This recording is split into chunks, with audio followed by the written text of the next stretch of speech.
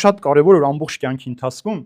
մենք միշտ մեր հավատքը պահենք կամ հավատարիմ մնանք սիրելիներ։ Այստեղ նաև Պողոս Սարաքյալի խոսքը որ հավատարիմ մնացի ավետարանը քարոզելու գործում, բայց ամենագլխավորը հավատարիմ մնացի Քրիստոսին։ Մեր կյանքի մեջ ամեն օր այս կասկածները կամ այս կողմ գնալ կամ այն կողմ գնալը կա սիրելիներ։ Կարևոր չէ մենք ով ենք, ինչպիսին ենք, նախկինում ով ենք եղել, ինչպիսին ենք եղել, կարևոր թե մենք այս պահին ինչպիսին ենք եւ ինչպես ենք դարձել Քրիստոսի համար այդպիսին։ Ինչ է ասում Պողոս Սուրբ գրքի մեջ Աստված։ Ասում է բավական է երկու ոտքերով կաղաս։ Այսինքն մի օր այս կողմ եմ, մի օր այնտեղ եմ։ Հիշում եք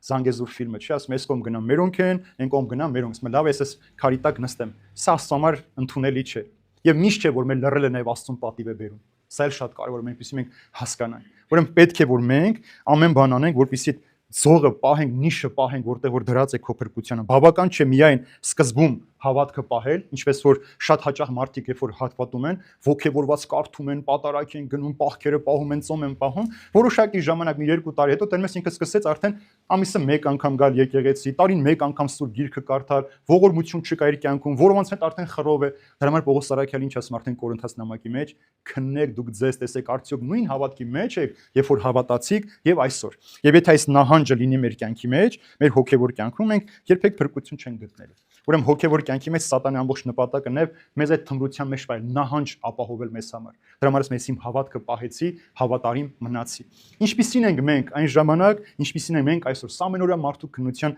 նյութը պիտի դառնա։ Քրիստոսի հանդեպ հավատքը պետք է նաև անսասան պահել։ Հավատքի հարցում զիջումներ չկան, սիրներ։ Չես կարող, երբ որ մեկը քեզ համոզում է, ասում է, դե լավ, արի այսօր այս մեղքը գործենք, ասես լավ, համաձայն եմ, կգործենք, ոչինչ, վաղը կաղոթեմ այս ամենը կանցնի։ Այսպես չես կարող։ Սա Քրիստոս չի ընդունելու։ Մեկ անգամ, երբ որ դու մեղքը գործում ես, մարդկային կյանքի մեջ ինչպես է, սկսում է մեզ շանտաժ անել, չէ՞։ Եթե նորից չանես, կբացահայտեմ։ Մենք էլ քանի որ վախկոտ մարդիկ ենք, ավելի շատ վախում ենք մարդկանց դատից, մարդկանց սերը, մարդկանց կարեկցանքը, մարդկանց կողմից մեզ վստահված իշխանությունը կորցնելուց, մենք համաձայնում ենք ուրիշ մեղք գործել։ Մենք համաձայնում ենք ավելի մեծ հանցանքներ գործել եւ այդ ընթացքում մենք կորցնում ենք մեր հոգին։ Մենք այդ ընթացքում կորցնում ենք ամենակարևորը Աստծո սերն ու վստահությունը։